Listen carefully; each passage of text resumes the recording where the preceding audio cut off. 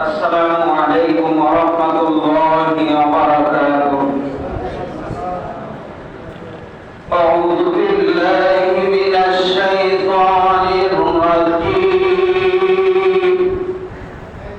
بسم الله الرحمن الرحيم.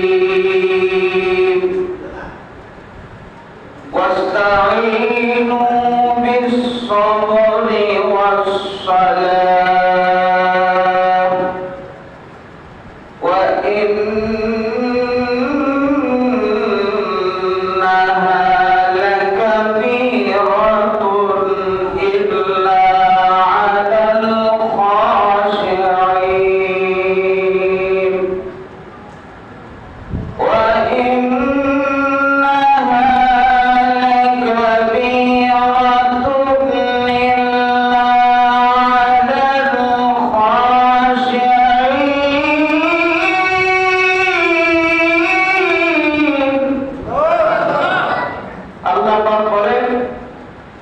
আমার সাহায্য ছাড়া পৃথিবীর কেউ বাঁচতে পারবে না, তবে আমার সাহায্য পাওয়ার জন্য দুইটা মাধ্যম। আল্লাহর সাহায্য ছাড়া আমরা কেউ বাঁচতে পারবো? একটু আওয়াজ করে বলেন, পারবো? যদি না পারি, এর কথা যদি বিশ্বাস হয়, আল্লাহ বলেন আমার সাহায্য পেতে হলে দুইটা মাধ্যম তোমাদের অবলম্বন করতে হবে। একটা হলো সালাত, নামাজ। দুই নাম্বার হলো সবর, ধৈর্য।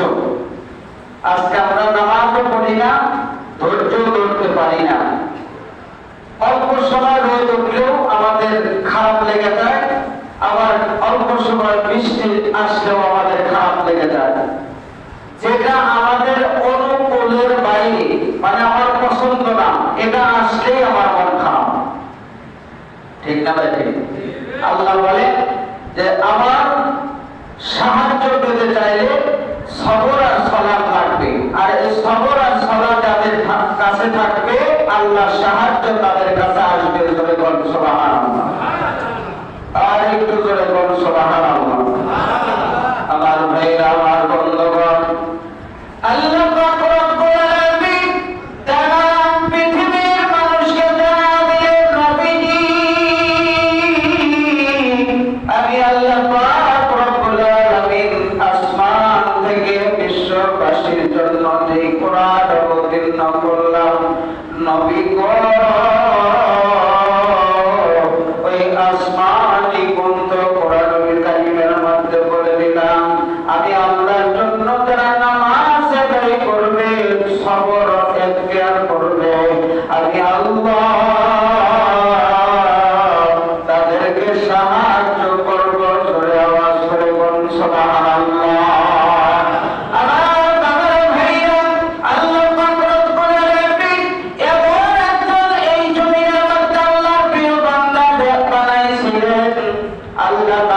সৃষ্টি করেছিলেন যে তার সন্তানকে উপদেশ দিয়েছিলেন দুই প্রকার, একটা দুনিয়ার উপদেশ আর একটা আখিরাতের উপদেশ।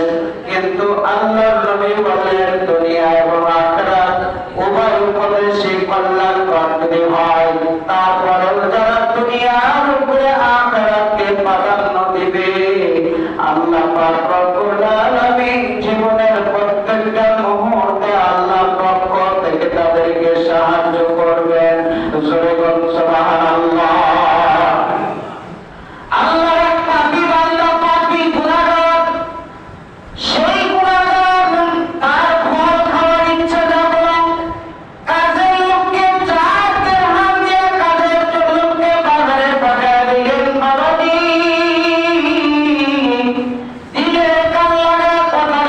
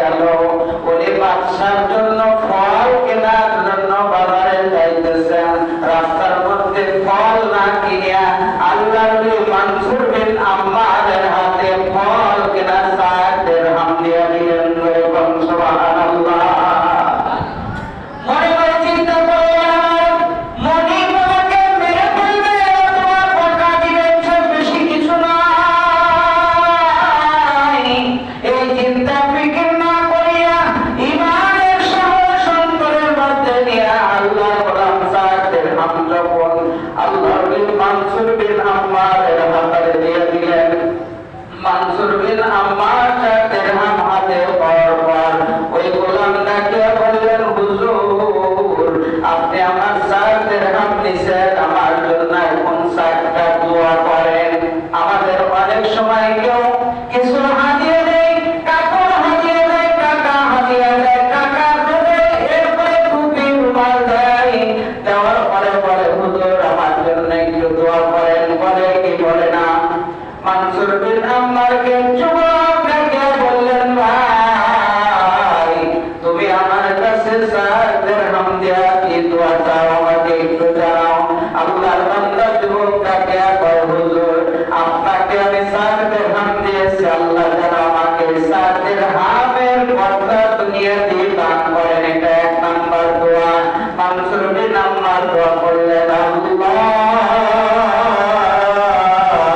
আপনি এই যুবকের দানের 4 দিরহামের প্রতিবাদ দুনিয়াতে দান করিয়ে নামাজ করে বলুন সুবহানাল্লাহ। 2 নাম্বার কি বলছে আল্লাহ বান্দা যুবকটাকে বল, হুজুর 2 নাম্বার আমার দোয়া হলো আল্লাহ পাক রব্বুল আলামিন যেন আমাকে হেদায়েত দান করে, আমাকে অনেক পাথর আছে, পাথরকেও যেন আল্লাহ পাক হেদায়েত দান করে। 3 নাম্বার দোয়া কি চাও? আল্লাহর বান্দা যুবকটাকে কয়, 3 নাম্বার দোয়া হলো আল্লাহ পাক যেন আমার মনিবকে দুনিয়াতে তওবা করার তৌফিক দান করেন, আর আল্লাহ পাক যেন তার তওবা কবুল করেন। আর 4 নাম্বার দোয়া হলো আল্লাহ পাক যেন আমাকে, আমার মনিবকে এবং আপনার দরবারে যত মানুষ উপস্থিত আছে সবার গুনাহ যেন মাফ করে দেয়। বলুন সুবহানাল্লাহ। আল্লাহর নিজের দোয়া কবুল হয় কি হয় না? আওয়াজ করে বলেন, হয় কি হয় না? আল্লাহর নিজের যখনই হাত বাড়ান, আল্লাহ পাক রব্বুল আলামিন বললেন, এমপি যেরকম সরকারের দলীয় সরকারের কাছে তার জোর থাকে, এই জন্য জোর খাটা করি আমি আপনার দলের একজন কর্মী সদস্য, আমার এই জিনিসের প্রয়োজন আপনি আমাকে দান করেন।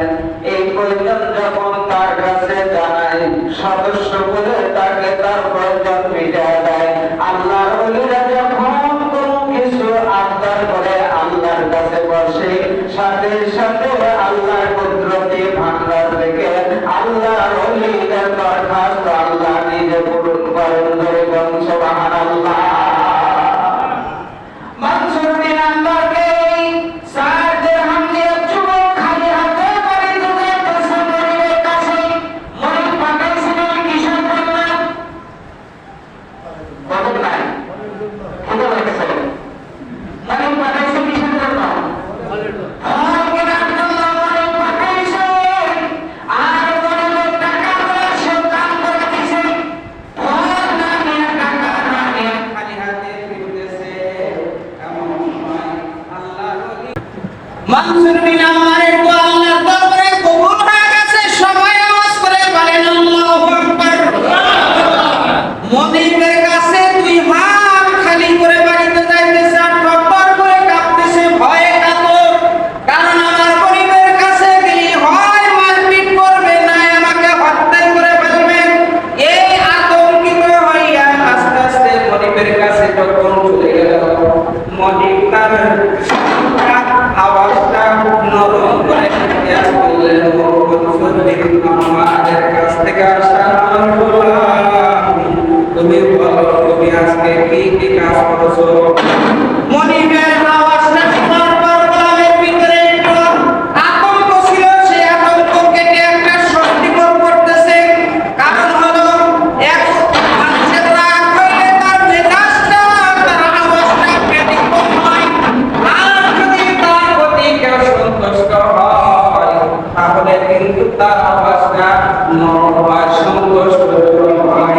মাত্র মনিবের আওয়াজ যখন নরম পাইলেন, গোলাম ডাকতে বললেন, হুজুর আপনি 4 দিরহাম আমাকে ফল কেনার জন্য বাজারে পাঠাইছেন, ফল কিনি নাই, ফল না কিনিয়া 4 দিরহাম আজব পেশ করা আল্লাহর ওলি মানসুর বিন আম্মারের হাতে দান করিয়া দিয়েছি।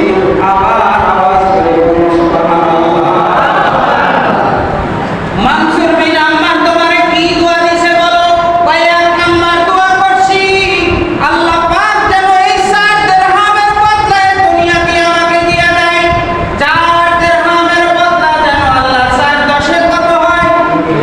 40 দিরহাম যেন আল্লাহ আমাকে দান করে। মানসুর বিন আম্মারের দোয়া যেহেতু আল্লাহর দরবারে কবুল হয়ে গেছে আর হেদায়েতের বাণী আল্লাহ পাক ওই মানসুরের দোয়াটা মক্কর বাদশার দিলের মধ্যে পৌঁছা দিয়েছে।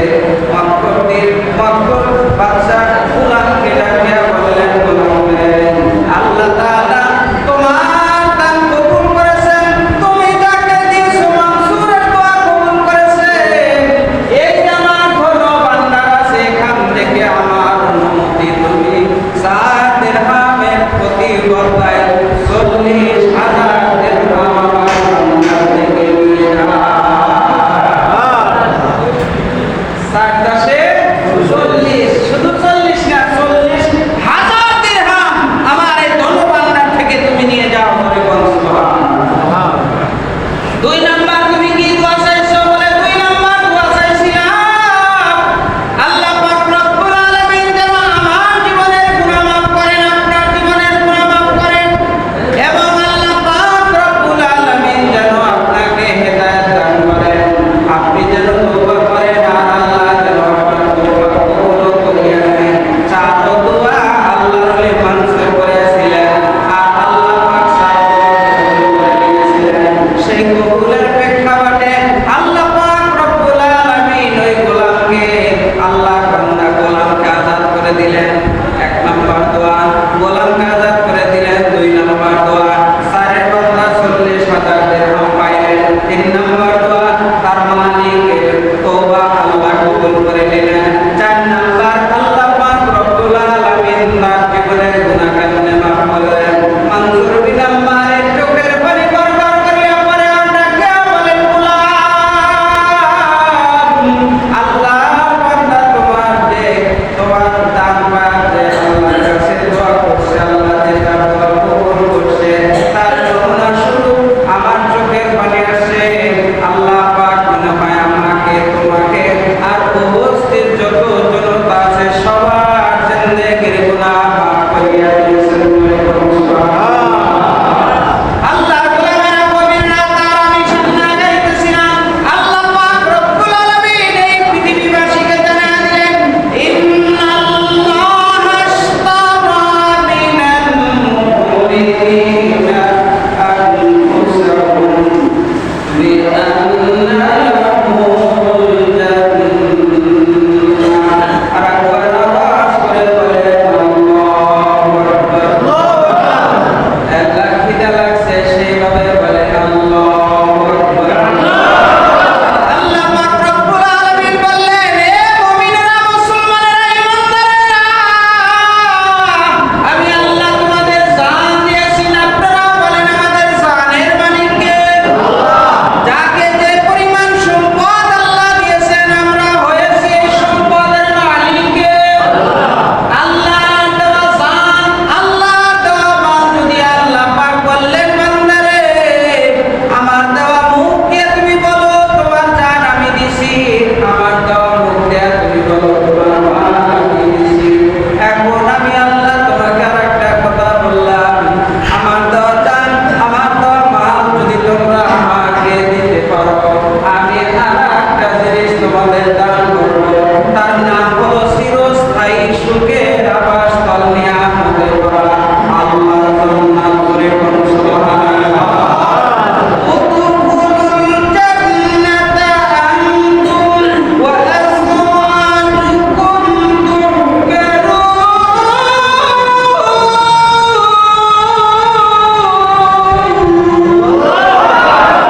আল্লাহ পাক বললেন, বান্দারে আমার জান, আমার দেওয়া মাল যদি আমার রাস্তায় খরচ করতে পারো, এমন জান্নাতে তোমাকে দেব যে জান্নাত পৃথিবীর কোনো চোখ দেখে নাই। লা আইনুল্লাহ, পৃথিবীর কোনো চোখ দেখে নাই। ওয়ালা উযুনুন সামিআত, পৃথিবীর কোনো কান শোনে নাই। ওয়ালা খাতারা আলা কলবি বাশার, দেখা শোনা তো দূরের কথা, অন্তরেও কল্পনা হয় নাই। আল্লাহ পাক ঈমানদারদেরকে কি পরিমাণ নিয়ামতে ভরা জান্নাত দান করবেন। আমার ভাইরা, আমার বাবাজিরা, এখনই আমি মোনাজাতে চলে যাব। নবী বলেছেন, দুয়ার আগে যদি কেউ আল্লাহর রাস্তায় দান করে, ওই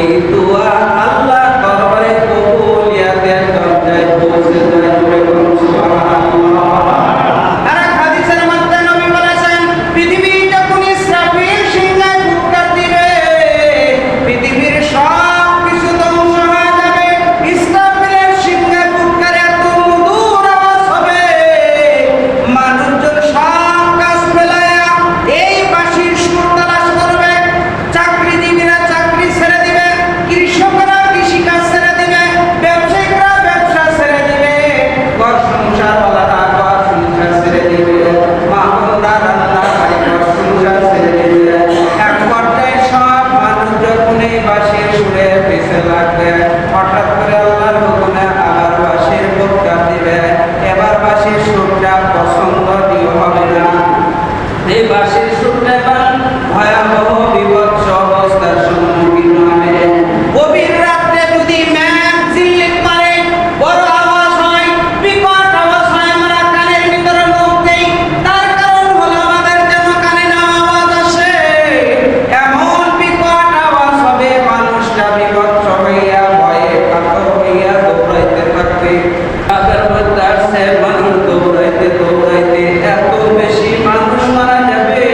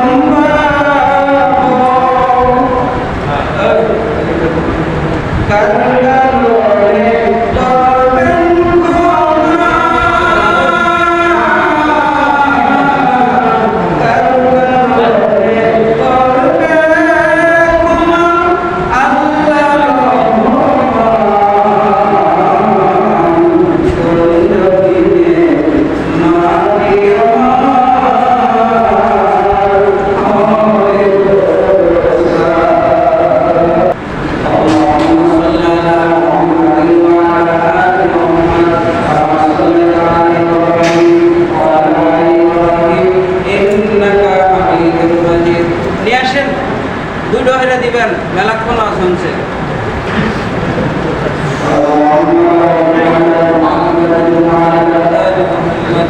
اللهم